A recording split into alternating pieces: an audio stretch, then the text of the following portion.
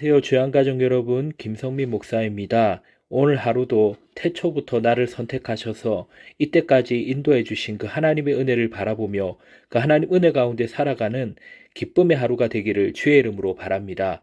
오늘의 주만나는 하나님의 은혜는 끝이 없다라는 제목으로 스가랴 11장 1절에서 8절 말씀을 묵상하고자 합니다. 우리의 삶은 선택의 연속입니다. 그런데 살면서 선택을 할 때 다 잘하는 것은 아닙니다. 선택하기 굉장히 어려운 것들도 있습니다. 선택한 것의 결과가 불분명한 문제는 더욱더 그렇습니다. 또 어떤 결과가 나오든지 삶에 큰 문제가 없는 경우라면 어떤 것을 선택해도 문제가 없습니다. 하지만 선택에 따라서 결과의 희비가 명확하게 갈리는 문제, 선과 악의 문제, 삶과 죽음의 문제라면 잘못된 선택을 하면 안 됩니다.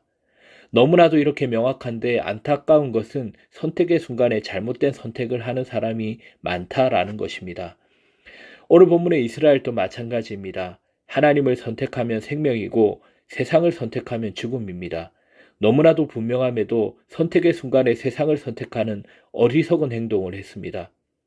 우리는 잘못된 선택으로 이끄는 교만한 마음을 꺾고 언제나 참목자이신 메시아를 따라가야 합니다. 첫째로 하나님은 교만한 자의 자랑을 넘어뜨리십니다. 1절 말씀을 보면 레바노나 내 문을 열고 불이 내 백향목을 사르게 하라 라고 말씀합니다.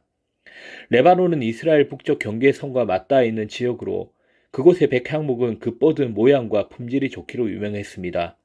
왕궁이나 신전 등 귀한 건물을 짓는 자재로 사용되는 백향목의 주산지인 레바논은 이에 대해 상당한 자긍심을 가지고 있었습니다.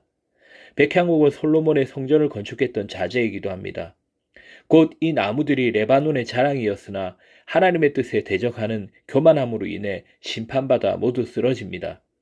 그들의 영화로운 것이 쓰러져 목자는 곡하고 어린 사자는 울부짖습니다. 목자와 어린 사자는 지도자를 상징합니다. 멸망의 원인이 특별히 지도자들의 교만에 있었다라는 것입니다. 하나님은 그들의 자랑스러워하는 것들을 쓰러뜨리십니다. 레바논의 백향목과 바산의 상수리 나무는 성경에서 스스로 자랑하는 태도와 연관되어져 쓰였습니다. 본문에는 하나님의 뜻을 대적해 교만해진 이방을 뜻합니다. 레바논은 앞장에서 이미 등장했으므로 앞장과 뒤를 내용을 이어주는 역할을 한다고도 볼 수 있습니다. 10장 10절에 비추어 보면 숲이 사라지는 까닭은 하나님이 열방에서 되도록게 한 이스라엘 백성일 때문일 수도 있습니다.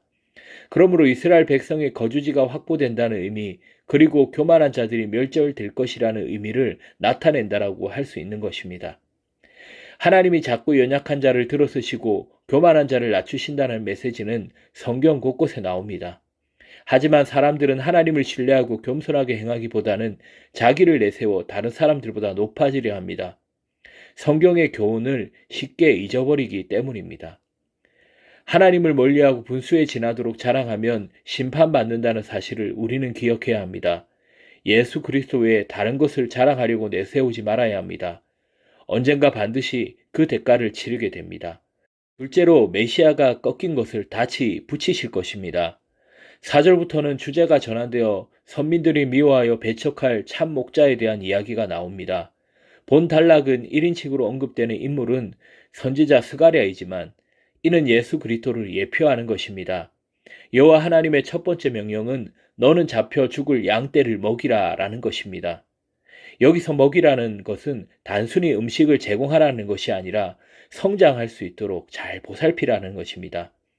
선지자는 잡혀 죽을 양떼를 위해 목자의 역할을 잘 감당하라는 임무를 부여받습니다. 하나님은 본문에서 이스라엘의 목자들을 향해 보다 더 구체적으로 말씀을 전하십니다. 이스라엘의 지도자들은 백성을 불쌍히 여기지 않고 자신들의 이득만을 취하려 했습니다. 그들은 하나님의 심판을 자초했습니다.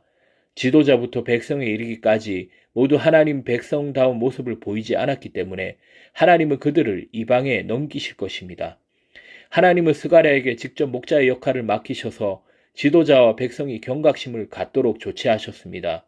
이스라엘 백성이 멸망의 길로 나아가 하나님의 심판을 받게 된 것은 지도자의 책임이라고 해도 과언이 아닙니다. 지도자의 역할이 막중함에도 그것을 가볍게 여기고 그릇 행하는 자들이 있습니다. 하나님의 뜻을 거스르면서도 눈앞의 이익만 보고 하나님을 헛되이 찬양하는 지도자도 있었습니다. 가정, 교회, 직장 등에서 리더의 위치에 있는 그리스도인이라면 자신이 맡은 사람들을 더욱더 소중히 여기며 하나님의 뜻을 거스르지 않도록 경각심을 가져야 합니다. 또한 우리는 공동체의 지도자들이 하나님을 경외하는 가운데 임무를 충실히 감당하게 해달라고 항상 기도하는 자리에 서야 됩니다. 인생은 결국 선택한 것의 퇴적물입니다. 우리는 늘 메시아를 선택해야 합니다. 세상을 향한 탐욕의 마음을 잘라내야 합니다. 탐욕에 눈이 멀면 올바른 것을 판단하지 못하고 죄를 짓는 중에도 죄책감을 느끼지 못합니다. 사람으로서 가장 비참한 상태가 되는 것입니다. 하나님 안에만 참 평안과 생명이 있습니다. 뻔히 보이는 사망의 길을 선택하는 것이 아니라 하나님만을 선택하기를 주의 이름으로 바랍니다.